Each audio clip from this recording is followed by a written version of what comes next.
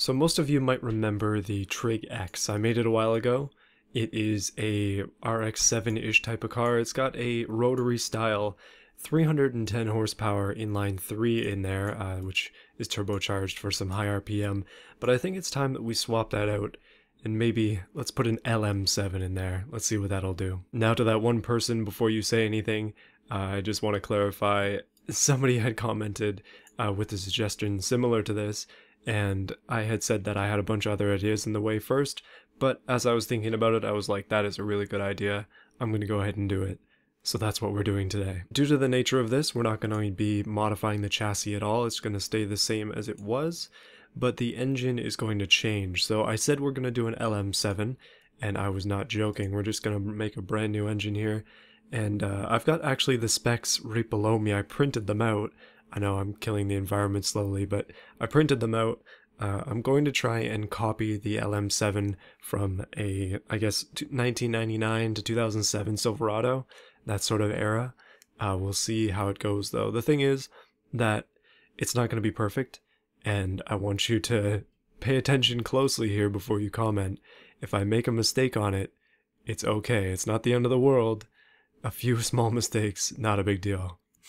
So let's give it a try. Alright, so we're going for a 90-degree V8. The block is going to be cast iron because this is out of a truck. And for the displacement, I have it somewhere in here. Dang it, everything is in inches. Right, so I have my phone out. We're going to do some unit conversion real quick to millimeters. Got to get back into some real units. So the bore is apparently 96 millimeters, so we'll do that to start off with. And the stroke is apparently 91.9 millimeters. Alright, that makes sense. That's a 5.3. They are pushrod engines, so we'll go ahead with that. And believe it or not, they do have aluminum heads.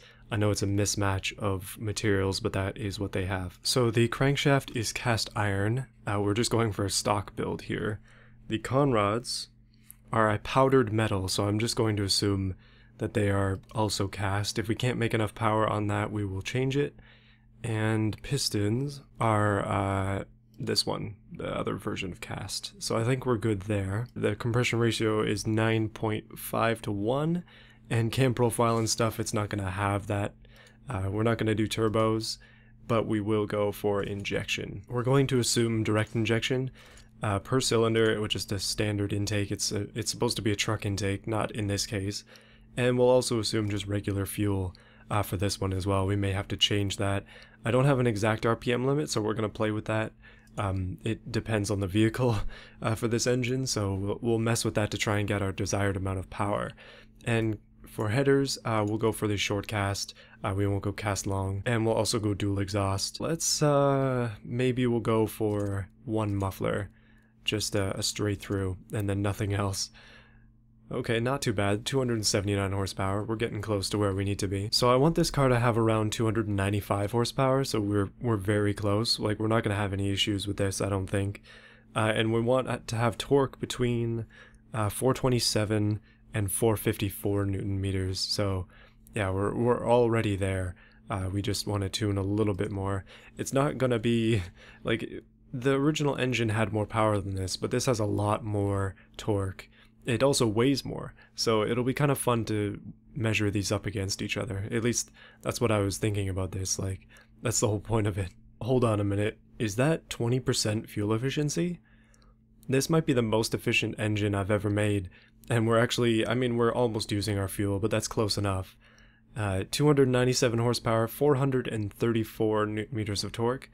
This engine is done. So just for reference, the LS engine we just made weighs 243 kilos, and the original car's engine only weighs 100 kilos, so it's 2.5 times as much. So the basic gist of the car is going to stay the same. It's just having to reload all the textures here.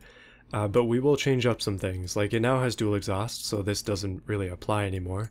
And it is going to be, you know what? Let's wide body it. Why not? We want to have the widest possible Trig TrigX here. This thing is going to be extremely wide. Alright, so essentially what I've done so far is I've destroyed it. The back end is not really working anymore. I'm going to have to try and fix that. Oh, that looks good though. Okay, we really need to redo the stance on it. and we'll have to redo a lot of other things as well to just kind of make it fit the look. But this is almost a Rocket Bunny RX-7 with an LS engine. First things first, we're going to skip ahead just a little bit. We're going to keep the rear wheel drive. We'll keep the manual as well. We'll keep the 5-speed. I think our top speed has gone up a little bit in comparison to what it used to be. Although this car was reasonably quick before, it just was kind of just a little bit gutless. Wheel spin is no longer as much of an issue, which is good, but we'll probably need to raise this up. It'll help transfer the wheel spin between gears. And we should probably upgrade to an electric LSD to try and offset some of that. Yeah, we don't want to wheel spin too much. And the big thing, and the most important thing is, we're going to increase the wheel size. So it's going to have, let's say, is 270s okay in the back, and maybe a 240 or 250 here. We'll have to change that most likely to suit the graph, but again, extremely important. We need some of that offset. Now this does add weight, but it adds fitment as well, and let's be real, we need some of that fitment. The reason I'm doing this is I want to style the car around having extremely wide wheels and a very wide stance as well. So that's what we've got here. And just for fun, oh, race preset is actually too tall. So the lowest it goes is this. But my goodness, that's sweet. Alright, back to the fixtures, specifically back to paint. I do have quite a few colors to possibly be used here. We could make it a nice orange color. I do like orange cars quite a bit. Actually, I like that a lot. Goodness, I might just be in the fall spirit a little bit too much here. But that burnt orange color is just really nice. Alright, we've gone for the classic orange and black look. I just like that orange a little bit too much, so I'm leaving it. Yeah, that's what it is. Okay, what we need to do is take off some of the things that just don't work anymore on this. So gone is the rear wing. I took off these side pieces already. I have an idea for those I want to try. These are going to go as well, the front and the back lip. I will be making new versions of that. And as well as the exhaust, that's going to go too, because we'll make a new version of that as well. And I think one thing that we can do right out of the gate is darken the taillights as much as possible. Alright, so it's been a while since I made this car, and I have a few more details that I just want to add to it. Things like windshield wipers and that I haven't been doing with every car, but when I'm redoing them I like to just add that as a little detail. It's fun to add just extra little pieces here and there. Alright, wipers are on. I have another idea for this piece in here that I want to try. I don't think this is going to work too well, but I just want to give it a shot. We have these pieces here, and they kind of... Oh, you know what, this is probably not going to work, but let's try it anyway. They kind of give off a bit of a step. That's a little bit awkward. I could probably live with it, but I don't think I'm going to do it for this build. Alright, so I'm just doing the back end right now, trying to get this same old bumper piece to work. It doesn't like working for me, but that's okay. We're just gonna try it.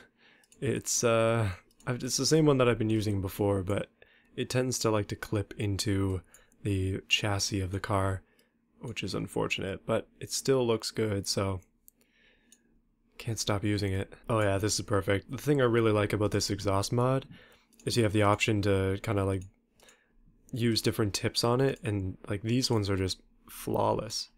They're exactly what I'm looking for. Alright, wheels need to be switched, but to what? I want to make them bigger as well, but I don't want to lose drivability. I just have this habit of making the wheels way too big, as some people have definitely been mentioning in the comments. But the thing is, I'm going for style, I'm not really going for practicality in most cases. I just like the look of it, and that's why I do it. But in this case, I have no idea what to put on here. We don't want to go too out there. We want to keep it nice and classy looking. I don't even know if these are the same wheels I had on before, but I like them too much to get rid of them. They're just perfect for this car. I think they might have been the same ones, but it'll be fine. That looks good. Alright, time for a ducktail. Either that, or we could go for, again, some really tall rear suspension, or not rear suspension, goodness, extremely tall rear wing. I don't know why you would ever go for this though, let's be honest. What even is this thing? Goodness, no, please, get rid of it. Okay, let's maybe go for a ducktail. That was what I was originally intending. Alright, so I'm kind of torn. I don't know whether to go just big and crazy, kind of like what the car is at this point, or to just go with nothing, or potentially just a small little lip at the back. I don't know. I think I'm probably going to stick with crazy big wing, but let me know what you think in the comments if you would rather see a much smaller thing. Alright, on to the front. Now, I do have these pieces now, and there's also a cat for whatever reason, but these ones are actually quite nice. Again, maybe not that one, but a lot of them are quite nice, and they work seemingly pretty well for these front end bits, just to kind of give you a full piece that you can use instead of having to piece other ones together. Oh, that totally changes the look of the car. I don't know how I feel about that, actually. I don't know here. I'm gonna have to mess with it. Yeah, this thing kind of adds a flowing line that I did not intend for there to be, but my goodness, the front lip on it is sweet. So I don't know. I think I might go with it. It changes the look of the car pretty drastically, but it's quite cool. So I've been recording this video for a while as things seem to go, but I'm liking the way that this car is turning out. It's pretty subtle. It's not too crazy. It's just a nice looking car. The TrigX was a good looking car to begin with though, so that's not saying too much. I've just turned it back to how it used to be. Now the thing is that I had another idea that I want to try out, and I don't know if this one's going to work either, but I'd have these like side step pieces, and I was thinking, why don't I put one of those here to try and fill in this big gap and see what that looks like. That's kind of weird, but it's kind of cool. I am just using a bumper just as a practice, or not really a practice, but just sort of an idea that I had, and it doesn't look that bad. We may end up going with this. Alright, just a couple small touches later, like the TrigX LS. We have, I think, a good looking prototype here. I had debated sticker bombing this car, just like I did with the stanced Dangan, but I think that this one is too good for that. It does not deserve such treatment. We'll instead use this Trig LS for its full potential and not rice it out too much. But what we're going to do now is go into drivetrain. Got to get these graphs in order before we do anything else here.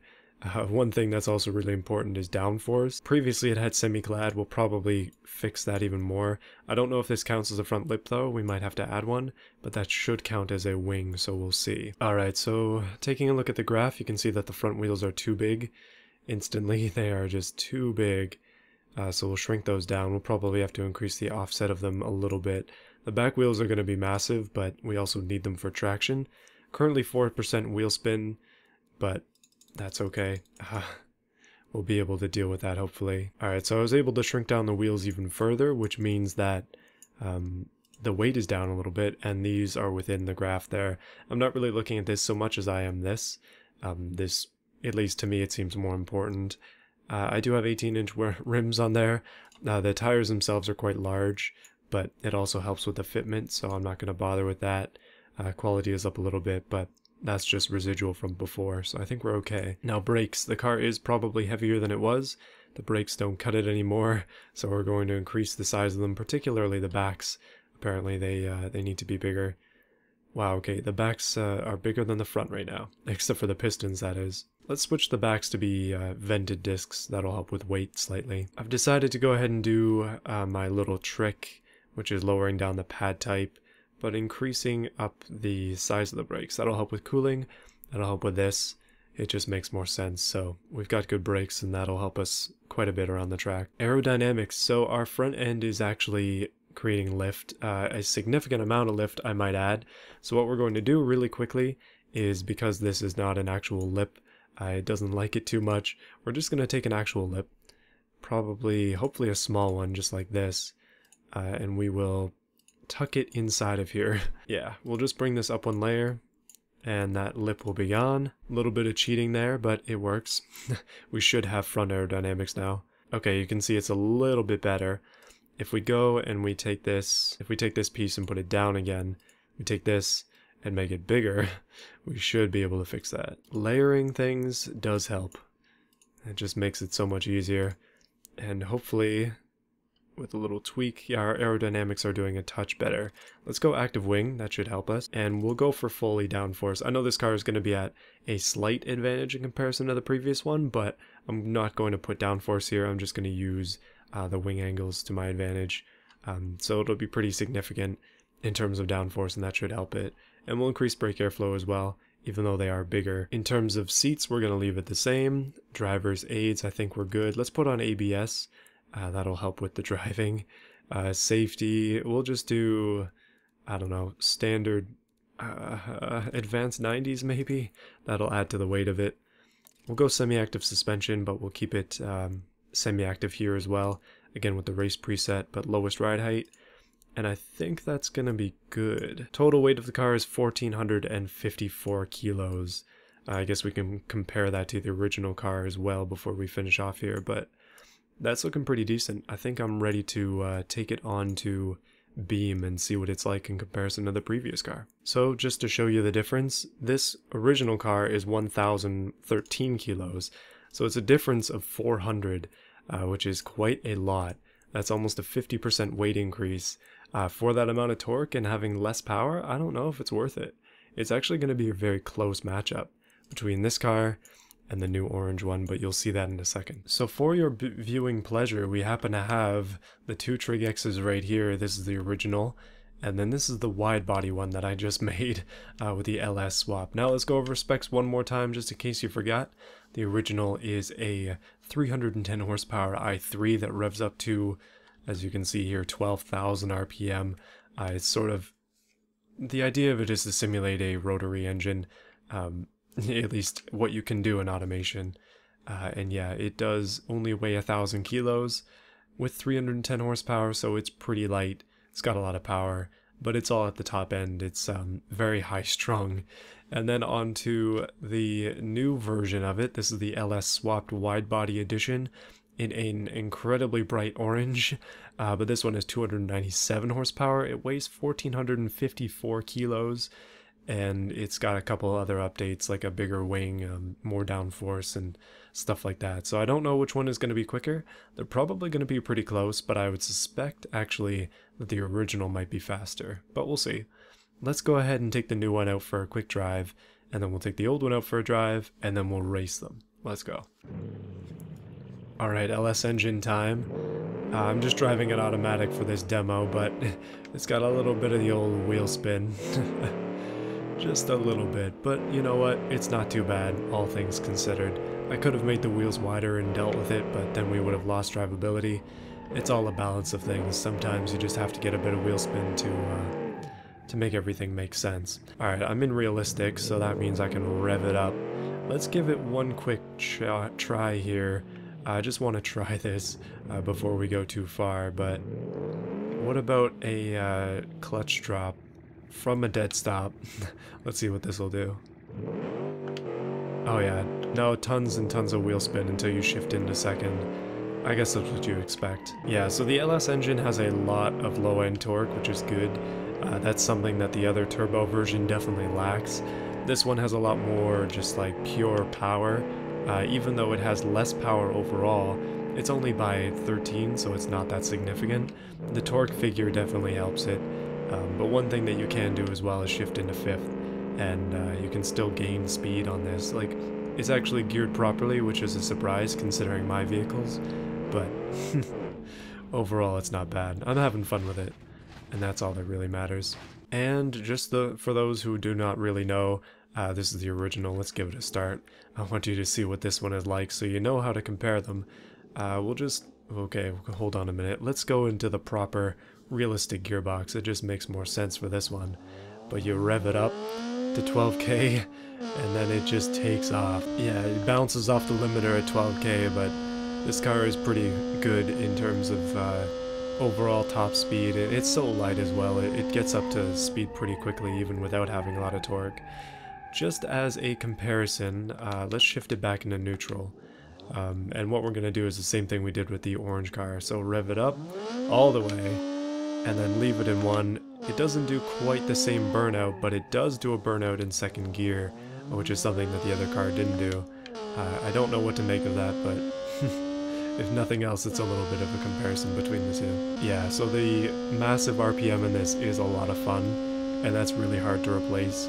I think by fun factor alone this car wins, but again, there's only one place we can really test this. we've got to go to the track. Alright, so the track I've chosen for this is the USA Road Course 1, and we're going to be going with the TrigX first, the non-LS version. We're just going to do one lap. The only comparison time I have for this is the Bugo-powered modular VFR, so 2 minutes and 43 seconds seems like something we can probably beat. But let's see what this original car can do first. I'm feeling like today is a day where I need to practice, so I'm switching to realistic gearbox. All veterans of the channel, please don't watch, but I'm gonna try. We'll see. Alright, here we go. So 3, 2, and 1, and then I immediately shifted too early and it killed it. That's not a good start for this car. Hopefully we can do a little bit better than that. I'm gonna try and shift by ear. Just by the sound of this thing, because my goodness, it's loud. Oh, this is not a good start though. Okay, so we're getting a second try at the old start of things. Seems that revving all the way up is a mistake though, as this car just happens to do that. I'm gonna try it halfway this time. Okay, so that time I managed to keep it together, but my goodness, the wheel spin on this car is a little bit too much to handle there. We're gonna have to slow down for this corner, a lot more than I previously had thought I would have to. That's okay though, just downshift in a second. One thing I really need is a physical wheel and shifter. I think it'd make this so much easier. Okay, here we go, not doing too bad yet. Still doing okay so far in turns and stuff. Second gear really does seem to be the one for a lot of this track.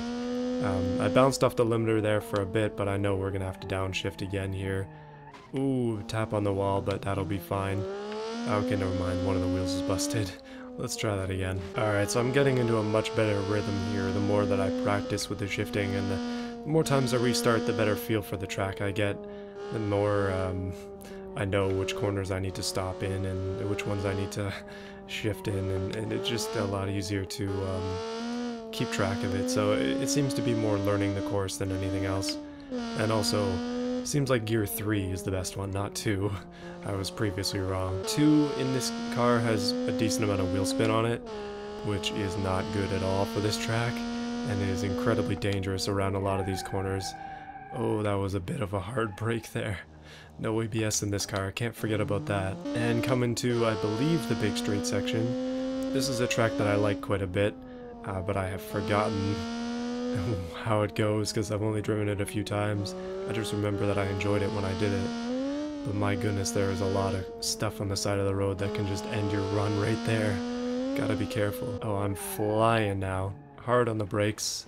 That shouldn't be as much of an issue with... Oh, geez. Oh, no. Okay, that's not good. We're gonna keep going anyway, though. Not exactly fair, but we'll remember the spin when we look at the times. And I really do think that this car is going to come out on top here. It is just way too fast. Alright, coming around this corner. Again, a little bit rough. Not quite where I should be there. Not in the right gear either. But we are up into second, up into third, and the exit, or not the exit, but the finish line is right there. Okay, let's try that again. This car's power band is so high in the RPM, you just have to stay low in the gears to keep it there. But my goodness, when you do it right, this thing just sings. It is really hard to do it though. I've failed quite a few times in this run so far. Well, not in this run, but this run has actually been quite nice.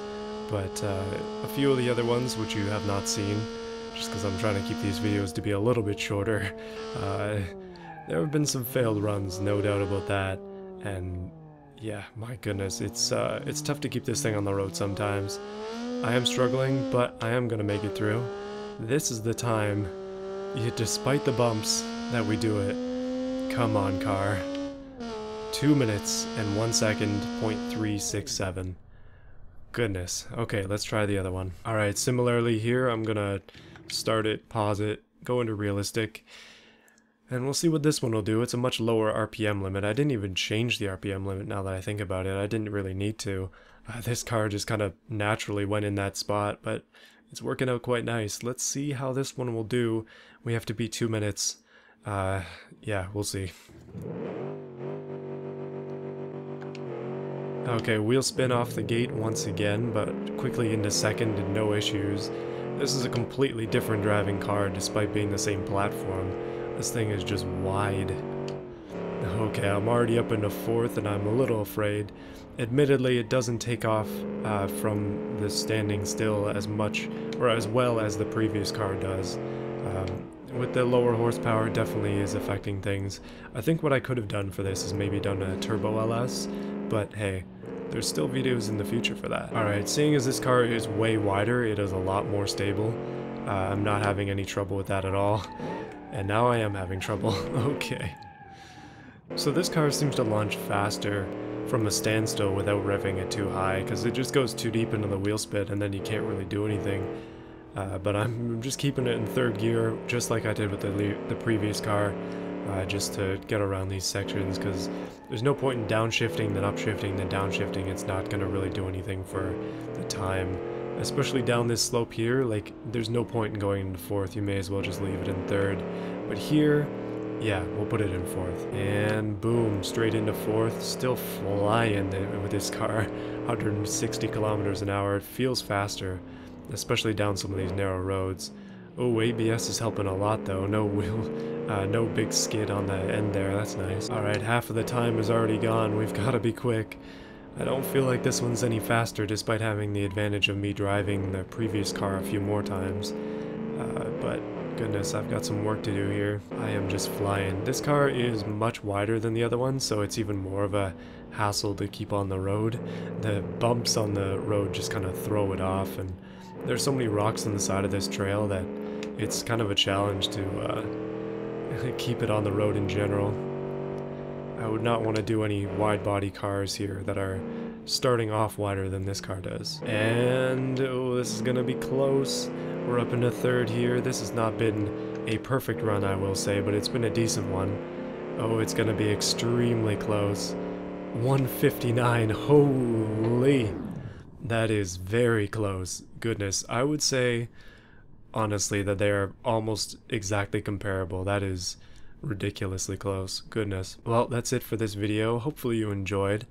Let me know what you thought of it in the comments and if I can improve this car in any way. I know it needs more power, but that's a little bit of the more obvious thing. So next week, actually not even next week, next Saturday is going to be the closing of the current showcase. So if you want to submit a car, be sure to do that. It's the drag race one. Yeah, time is running short, so make sure you get it in soon. I'm going to be starting to export all those cars and literally spend a day doing that soon, so yeah, we'll see how it goes. It's going to be fun though. I just want to take a second to support those who have chosen to support the channel, specifically Will, Canadian Steel, Boris Ramirez, and Slow Fried Chicken 69. Thank you so much for your support. If you want to join this crew, you can go on and click the join button in the description. Advanced supporters get their names said, and supporters you just get on the list. But thank you either way. I appreciate it a lot. I'll see you again next week.